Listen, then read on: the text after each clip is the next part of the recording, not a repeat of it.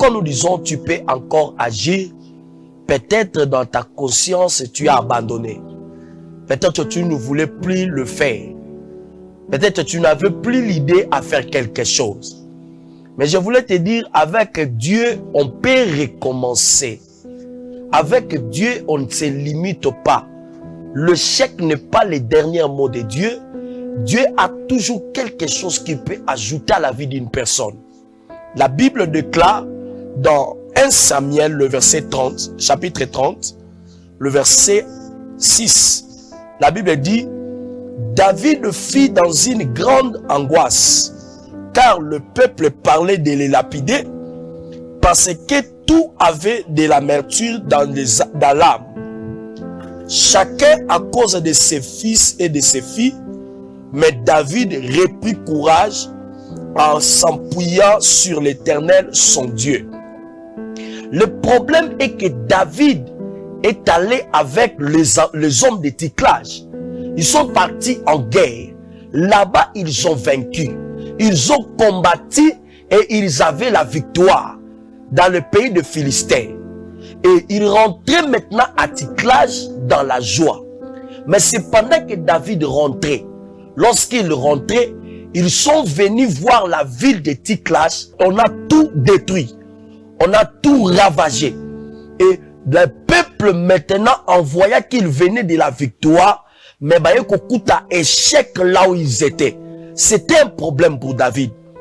Le peuple disait, c'est David qui nous a amenés à la guerre. Nous sommes allés à la guerre pour prendre la victoire quelque part, mais ici dans notre pays, on nous a encore ravagés. Cela aussi arrive à la vie de plusieurs. Tu crois que tu as gagné dans le mariage, mais tu te retrouves que tu as un combat dans le domaine de la grossesse. Tu crois que tu as gagné dans le travail, mais tu te retrouves que tu as un combat dans le domaine du salaire. Tu crois que tu as gagné à quelque chose, mais un combat s'élève à une autre chose. La Bible dit que ce peuple était totalement découragé à cause de la réalité qu'ils ont trouvée dans leur pays. Et ils ont commencé à pleurer. Et David aussi pleurait ensemble avec le peuple. La Bible dit parce qu'ils ont trouvé qu'on a arrêté leurs femmes, on a pris leurs enfants et ils sont allés en esclavagisme. Combien de personnes qui sont en train de croire qu'il a gagné le combat parce qu'il s'est marié, mais c'est pendant qu'il se sent qu'il a un problème dans le domaine d'enfantement. Combien de personnes qui croient qu'il a gagné son problème à travers le travail qu'il a, mais c'est pendant qu'il a un combat dans le domaine des salaires. Combien de personnes qui croient qu'il a déjà gagné le voyage, mais pendant qu'il a un problème dans les documents là où il est. Mais la Bible déclare, en ces jours-là, lorsque le peuple pleurait, le peuple s'est lamenté, il s'est posé des questions. Comment nous pourrons avoir la victoire vers le Philistin? Mais nous avons aussi des problèmes dans notre pays. Tu es là, bien-aimé. Tu as des problèmes, tu te sens que tu as gagné quelque part. Tu as beaucoup prié pour ton mariage.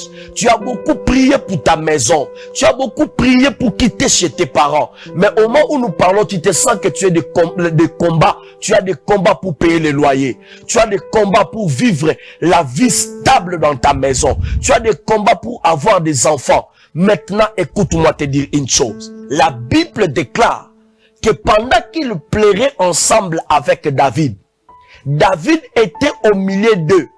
Au milieu des gens qui pleuraient, je suis venu te réconforter. Tu es au milieu des gens qui se lamentent. Tu es au milieu des gens qui regrettent que les choses ne marchent pas. Il y a des choses, des situations qui apparaissent difficiles. Il y a des choses qui me compliquent. Mais écoutez, la Bible déclare ceci.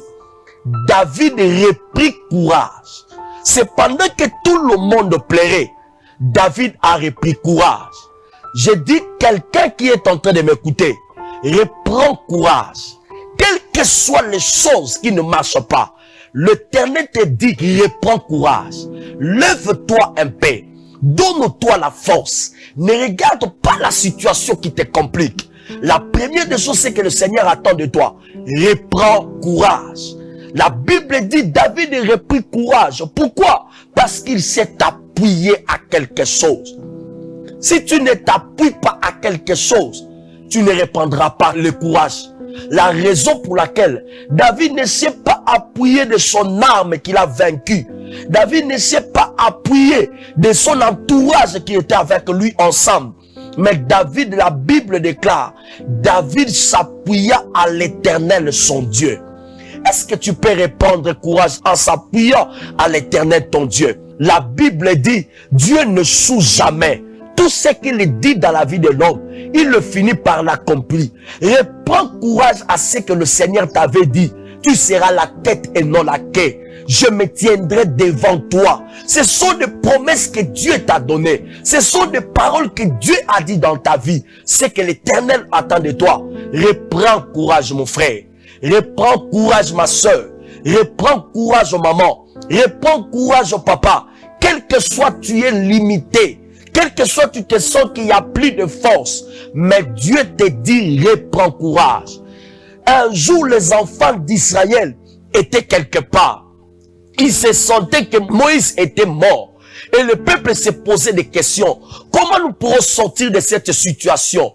Le problème est que pendant que le peuple marchait avec Moïse, Moïse utilisait les bâtons. Moïse faisait des miracles par les bâtons. Même Josué, même le peuple qui était avec Moïse, il pensait que Moïse, avant de mourir, il va choisir quelqu'un et il va lui donner les bâtons. Or, les bâtons n'étaient pas les dernières formules de Dieu. Dieu avait encore une autre formule cachée. Ces jours-là, les enfants d'Israël plairaient Moïse et les enfants d'Israël ne pouvaient pas s'élever. Mais la Bible dit, Dieu va dire à Josué, Josué, lève-toi, prends courage. C'est toi qui feras passer mon peuple. Cette fois-ci, Dieu ne donne pas à Josué les bâtons, mais il dit à Josué que ce livre que Moïse a reçu de moi, médite-le jour et nuit. Dans ce livre, je cacherai du succès pour toi. Josué ne savait pas que le livre que Moïse est allé chercher à la montagne pourrait amener le succès dans sa vie.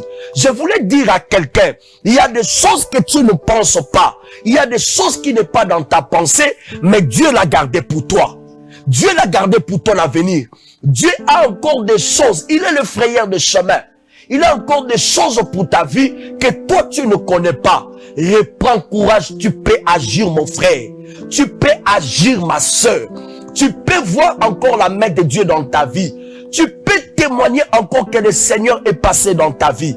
Je suis en train de dire à quelqu'un, le temps est venu de reprendre courage. Dieu n'est pas venu essayer avec toi.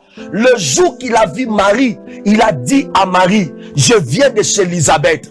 Là-bas, j'ai déjà essayé. C'est toi, je ne viens pas essayer. Je viens te donner ce que tu en as besoin. Dieu te donnera ce que tu en as besoin. Et Dieu n'essayera pas dans ta vie. Ta vie n'est pas un lieu où Dieu a placé pour essayer.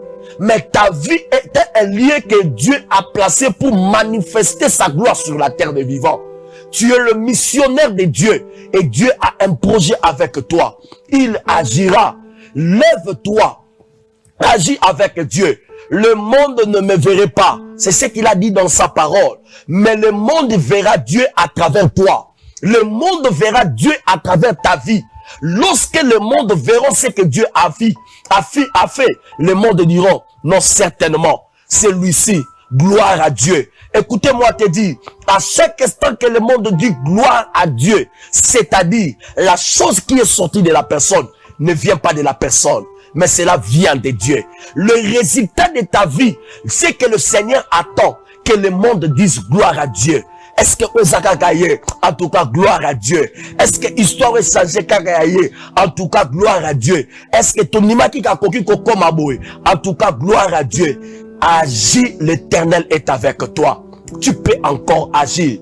Le Seigneur a quelque chose de meilleur dans ta vie. Le Seigneur a quelque chose qu'il préserve dans ton avenir. Le Seigneur a quelque chose que tout le monde ne connaît pas. Lève-toi, prends courage. Prends courage, ma soeur. Prends courage dans les réalités qui t'empêchent. Dieu a encore un projet sur ta vie que toi tu ne connais pas. Ne pleure pas. Ne reste pas là en pleurant. Ne reste pas là en se lamentant. Ne reste pas là en regrettant. Laisse-moi te dire une chose. Dieu continue à travailler. Parce qu'il a dit, il y a encore de l'espoir pour ceux qui sont en vie. Laisse-moi te dire, si tu es encore à vie, si tu sais, tu peux encore souffler de ta bouche, aie de l'espoir. Aie de l'espoir. Quand tu sens que je suis encore parmi les vivants, Dieu n'a pas encore dit son dernier mot. Tu peux avancer. Tu peux aller loin. Tu peux témoigner Dieu. La Bible dit dans Marc 9, le verset 23, si tu peux, tout est possible. Si tu peux seulement, si tu peux seulement parler, la possibilité viendra. Si tu peux seulement se lever, la possibilité viendra. Si tu peux seulement bouger et faire quelque chose, la possibilité viendra. Dieu aussi dépend de toi. Dieu aussi dépend de tes mouvements. Pourquoi? Parce que à chaque instant qu'il sauvait les gens sur la terre, il disait ta foi. Jésus était Dieu à la dimension divine, mais il reconnaissait en lui que la foi de cet homme m'a permis de démontrer ma divinité. Laisse-moi te dire, tu peux agir ce matin, tu peux agir dans ces dossiers-là, que tu as donné quelque part, tu vois qu'il n'y a pas de résultat. Tu peux agir dans ces projets-là que tu dis il n'y a pas de l'argent. Dieu ne regarde pas de l'argent, il regarde ton mouvement. Ce que tu peux faire. Tu peux agir dans cet appel-là que tu dis que j'avais appelé, ils ne m'ont pas répondu. Fais un mouvement, lève-toi, bouge, vas-y. Le Seigneur est avec toi. Va, ne doute pas de toi. Ne doute pas de toi parce que tu n'es pas seul. Il y a quelqu'un qui attend. Tu peux agir. Tu peux agir et lui, il entrera en mouvement. Si tu n'agis pas, l'Éternel dans ta vie, il restera dans un même lieu. C'est que l'Éternel entend de toi que tu entres en mouvement. Quand tu entreras en mouvement, ton Dieu entrera en mouvement. Quand tu bougeras, ton Dieu bougera. Quand tu parleras, ton Dieu parlera. Écoutez-moi te dire, il y a eu des hommes qui ont amené vers Jésus, leur frère. Ils l'ont amené. La Bible dit que la porte était fermée et personne ne pourrait entrer. Ces gens-là ont bougé. Ils ont monté sur le toit. Ils ont ouvert la toiture. Ils ont placé quelque chose. En ces jours-là, lorsqu'ils ont fait cela, la Bible déclare, à cause de ce qu'ils ont fait, l'homme est entré là où était Jésus. Le miracle s'est passé. Le mouvement de ces gens-là a provoqué que Jésus crée un miracle. Le mouvement que tu feras cette semaine, Dieu va créer un miracle. Le mouvement que tu feras dans ta vie, Dieu va créer un miracle. Je prie Dieu et je déclare à ta situation que lorsque tu feras le mouvement, que le ciel t'amène très loin. Je prie Dieu et je déclare à ta situation, lorsque tu feras un mouvement, que la gloire de Dieu crie à ta faveur et que le monde dise certainement le mouvement qu'il a fait, le Seigneur l'a accompagné. Tu ne seras pas seul. Bouge seulement. Fais comme la femme de perte du sang. Même s'il n'y a pas le chemin, je pourrais venir par derrière. Je pourrais venir par derrière. Dieu ne regarde pas de la manière dont tu viens, mais Dieu regarde le mouvement que tu as fait. Le mouvement que tu as fait, c'est ce qui intéresse Dieu. De la manière que tu as bougé, c'est de cette manière-là que Dieu a dit que je dois agir. Tu peux agir dans ta vie. Tu peux te lever. En ce jour-là, les enfants de Ticlage, David s'est appuyé à l'Éternel son Dieu. Et Dieu a dit à David, va. David est parti et il a tout récupéré. Et la victoire est rentrée en Ticlage. La victoire rentrera dans ta vie. La victoire rentrera dans ta maison. Tu auras la victoire dans ton avenir. Tu n'es pas appelé à échouer, mais tu es appelé pour accomplir le but de l'Éternel. Que Dieu te bénisse. Je crois qu'il y a quelqu'un que le Seigneur est en train de relever. Et je crois qu'il y a quelqu'un, l'Éternel est en train de lui donner une nouvelle force. Réconforte-toi, prends courage. Et sur tes larmes, dis que je veux maintenant agir. Je te bouscule. Vas-y, Dieu est avec toi. Que Dieu te bénisse. Que la grâce de Dieu t'accompagne. Je suis le pasteur Israël Paye, du ministère porteur de sa présence. Que la grâce de Dieu te bénisse. Amen.